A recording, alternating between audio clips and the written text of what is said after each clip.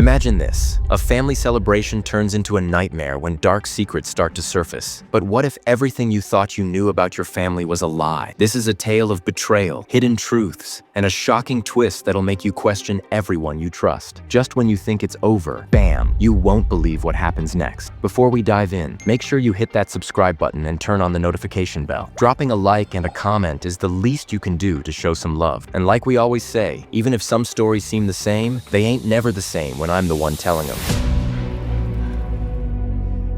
The movie begins with a quiet road and cold wind brushing against the windows. Aitana is in the car with her girlfriend Gabby and their new baby Joe. They're going to Aitana's family home, tucked deep in the countryside. Gabby thinks Aitana should have called ahead, but Aitana wants it to be a surprise. A Christmas visit her brother Saul would never forget. When they reach the house, something feels wrong. A woman opens the door. Her name is Pepita. She says she's a family friend, but her smile is stiff and her hands shake like leaves in the wind. She lets them in, but the air inside is colder than it is outside. Saul is sitting in his chair. His face lights up when he sees Aitana. It's been 3 long years. He laughs and cries at the same time. But her parents, Dory and Justo, don't smile. Neither does Oriel, another so-called family friend. They just stare, like ghosts seeing a stranger. The house may be full, but it already feels like a trap. After the long, dusty trip, Gabby takes baby Joe upstairs to freshen up. Aitana shows them to the bathroom, then walks to her old bedroom to grab some clean clothes. But when she opens the door, her heart skips. A stranger is inside. The girl's name is Nadia. She's unpacking like she owns the place. And worst of all, Aitana's family doesn't care. Her room, the room filled with her childhood dreams, is now someone else's. Her father, Justo, doesn't even try to explain. He coldly tells her to stay at a hotel, during Christmas. But Aitana won't leave so easily. She asks to stay in the guest house instead. That's when she finds out Pepita and Oriel are already living there. So now, Aitana, Gabby, and little Joe are sent to sleep in the junk room, the one that smells like old rain and secrets. Home doesn't feel like home when the walls start to whisper you're not wanted. As they try to settle into the dusty junk room, Gabby notices something important is missing: Joe's toiletry bag. Aitana sighs and heads downstairs to look for it. But halfway down, she hears voices, software sharp. Hiding behind the hallway wall, she listens. Her mother and Pepita are in the living room laughing. They're handing Nadia a beautiful dress, and not just any dress. They whisper that Aitana's surprise visit is a problem. Aitana's heart pounds. She steps into the room, ready to speak her mind, but freezes. The dress they're giving Nadia is her wedding dress. It's been cut, stitched, and reshaped like her memories mean nothing. Quietly, she storms back upstairs, her face tight with rage. She tells Gabby they're leaving. Now this house doesn't want them. Not her, not Joe, not anyone who doesn't fit their perfect picture. Aitana isn't just hurt. She's being erased, piece by piece, like she never belonged at all. Gabby tries to comfort Aitana, but her mind is made up. She's done with this place. Aitana tells Gabby that if she can reach Aunt Agatha, they'll leave and head straight there. But Aunt Agatha doesn't answer the phone, so Aitana and her little family have no choice but to stay in the junk room. Aitana tries to calm herself by focusing on Joe. She heads to the kitchen to warm some water for him, her hands shaking with frustration. But as she's about to pour the water, she hears Saul's voice. She freezes. He's talking to someone, but when she peeks around the corner, he's alone. Saul insists he's just talking to their grandfather, who passed away a few years ago. Is Saul losing his mind, or is the house just playing tricks on everyone? Aitana and Saul sit quietly, talking about their grandpa, but they don't remember things the same way. Saul insists that grandpa had enough of life and went to the bakery to end it all. Aitana shakes her head. She remembers him as a diabetic with a sweet tooth. His passing was just a bad mix of health problems, nothing more. But sometimes memories don't match up, and the truth feels like it's lost in the cracks. Despite their differences, the conversation ends on a softer note. Saul smiles at Aitana, telling her it's good to have her back. She smiles, moves, and pulls him into a hug, but then Saul's body stiffens. His smile fades as he suddenly jerks into a convulsion. Aitana wants to scream for help, but her father just brushes it off. He claims it's the stress of Aitana's surprise visit, as if her presence is the cause of everything. Aitana stands frozen, staring at her brother, torn apart. Her family is slipping away, piece by piece. Later that evening, Aitana overhears her father, Justo, and Oriel talking about a fancy Christmas dinner. They're planning for important guests. But when Aitana goes back to her room, something stops her in her tracks. Her pictures, the ones she's had for years, are gone. In their place, photos of Nadia now cover the walls. Fury bubbles inside Aitana. She storms downstairs and confronts her mother, but her mother's response hits like cold water. She tells Aitana that she's always been selfish, never thinking about how her actions affect the family. In contrast, Nadia has been a true blessing, helping with Saul, being patient, and taking care of everything they need. Aitana feels the sting of her mother's words. It's like she's invisible in this house. Dory's words cut deeper than Aitana expected. She reminds Aitana of all the times she walked away, like quitting her job at the family clinic and vanishing 3 weeks before her wedding. Aitana tries to speak up, but Dory doesn't let her. She says Aitana never cared about Saul, or else she would have come back when he got sick. Aitana's chest tightens. She tries to explain that she called every week, and back in Brazil, a deadly pandemic kept her busy saving lives. But Dory laughs it off, like Aitana's pain isn't real. The more they argue, the closer Aitana gets to the edge. She's had enough. She's ready to leave for good. Just then, Saul walks in, his face serious. He steps in between them, telling his mother he'll leave too, if things don't change. His voice shakes with fear and anger, but his eyes are full of love for Aitana. This family is already falling apart, and the cracks are getting wider. Dory's voice is strangely calm as she explains everything. She tells Aitana that 9 months ago, Nadia showed up on their doorstep, starving and soaking wet from the rain. They took her in, of course. Nadia offered to help in the garden, and in return, she slept in the shed. But over time, they got used to her, like she was family. Aitana's heart sinks. Her family is so far gone, they're now seeing this stranger as their own. The doorbell rings, and the expected guests arrive. But instead of a warm holiday cheer, the atmosphere shifts. It feels wrong. The guests act like they belong to some kind of strange cult, repeating weird phrases and bowing to an older man called Old Nick. This isn't a Christmas dinner. It's a ritual. Oriel pulls Aitana aside, his voice low. He warns her not to cause a scene. Tonight's about impressing their guests. He seems to suggest Aitana should hide who she really is, especially her relationship with Gabby. It's as if her whole existence is something to be ashamed of. Oriel and Aitana walk back inside just as the special meat dish is brought to the table. Aitana sits down and starts eating without hesitation, but Gabby looks at it with a sense of dread. She is a vegetarian, and to her horror, the dish looks disturbingly like a baby. Aitana tries to brush off her girlfriend's concerns, but the uneasy feeling lingers. Gabby, feeling uneasy, heads upstairs to check on Joe, their son. After a few moments, she brings him downstairs, hoping to settle the tension. But as soon as Dory sees Joe, her face tightens with concern. She coldly tells Gabby that the gathering is no place for a baby. Gabby stands her ground, saying Joe won't disturb anyone, but Dory's expression stays cold. Before Dory can argue more, the guests crowd around, eager to hold Joe. They touch him gently, speaking in odd, quiet tones about how sweet he looks. It's all too much. Dory suddenly snatches Joe away, claiming he's been coughing all day and that she doesn't want anyone to catch the flu. Without another word, Dory takes the baby and disappears into another room, leaving the guests behind with their strange, unsettling smiles. Old Nick stands up, his voice loud and clear, welcoming Aitana's parents into their new family. It feels strange, like a ceremony. Meanwhile, Aunt Agatha calls Aitana, and her voice trembles when she hears what's going on. She's shocked to learn that Aitana's parents are hosting a celebration with special guests. Every year, Agatha and her husband had spent Christmas with Dory, Justo, Saul, and Aitana as a family tradition. But this year, Dory had lied, saying there would be no gathering at all. Agatha's words are sharp, but her true feelings are hidden beneath the surface. Aitana can't shake the feeling that something is terribly wrong. As the conversation ends, Aitana hatches a plan. She'll sneak into Nadia's room and dig through her things to figure out who this woman really is. When she opens the door and looks inside,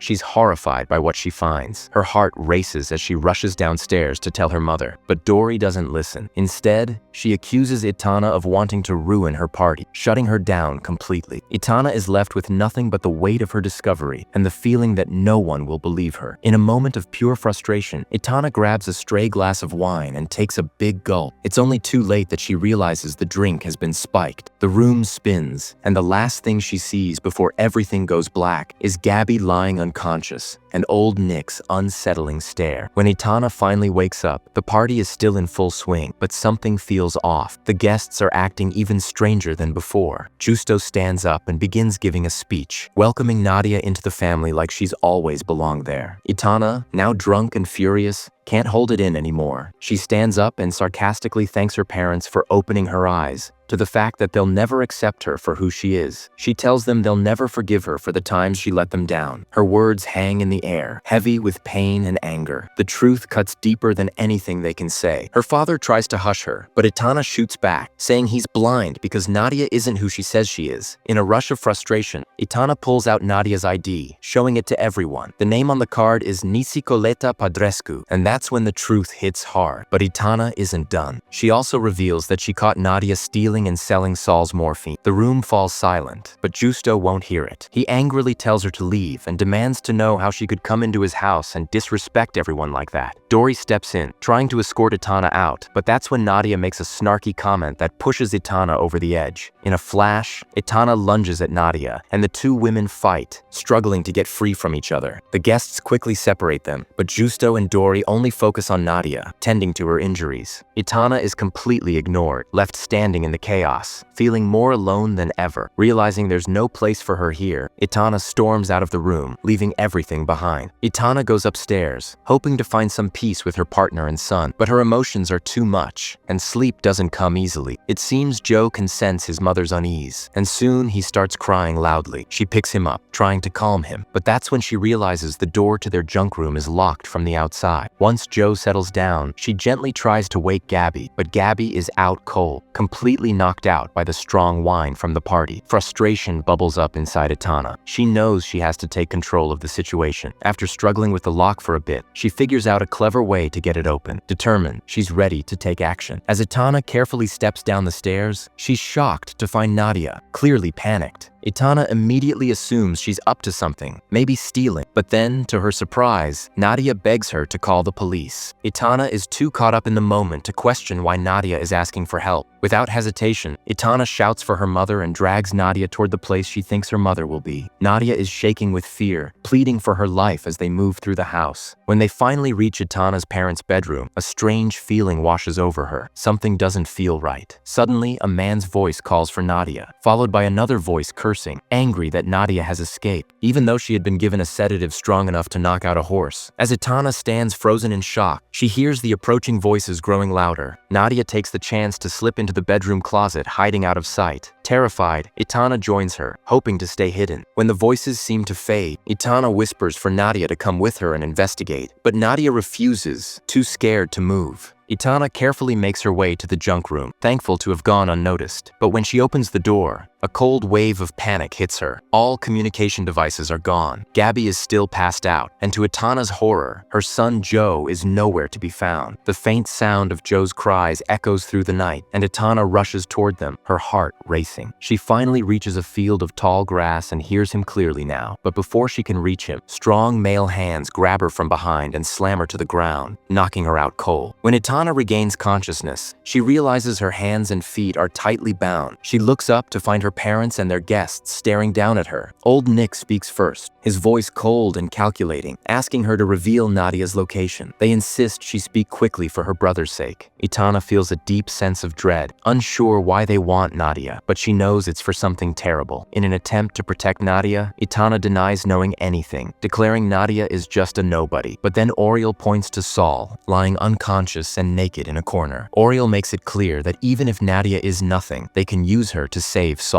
Old Nick steps forward again, his voice steady and almost soothing as he explains their twisted ritual. They had taken Nadia in, treated her like family, but all along it was for a darker reason. They gave her love not out of kindness, but because only a beloved child is worthy of a god. Aitana clings to her desire to protect Nadia, but then Old Nick drops the bombshell. If you won't give us Nadia, we'll have to use someone else. Aitana breaks, her resolve shattering, and finally reveals Nadia's hiding spot. Old Nick takes a dagger and slices his palm deeply. He then presses his bleeding hand against Aitana's, merging their wounds together. Joan is handed back to his mother, but Nadia is dragged out, forced to hang upside down. The horror of it all overwhelms Aitana, and in a daze, she begins to count down from 3, trying to wake up from this nightmare. The last thing she sees is a curved knife hovering near Nadia's neck, and then everything goes black. When Aitana wakes up, she's in a bed, panicked. She rushes downstairs, where she finds Dory, Pepita, Saul, Jono, and Gabby all laughing by the fireplace, as if nothing had happened. She steps outside into the fields, but everything seems peaceful. When she returns to the living room, Gabby quietly tells her that Nadia had stolen some belongings and disappeared in the night. Gabby admits that Aitana was right to suspect Nadia, and that her parents, Gust and Dory, are ashamed of themselves. But then, as if by magic, Saul, who was once unable to walk, stands up and takes a few steps with a crutch. His condition is improving, just as old Nick had predicted. The film ends with Pepita and Dory giving Aitana knowing smiles, while her palm continues to bleed. What would you do if you returned home after years and found your family had replaced you with a stranger? Would you fight to uncover the truth or walk away to protect yourself? Drop a like, subscribe, and leave a comment. I want to know how you'd react to this shocking twist.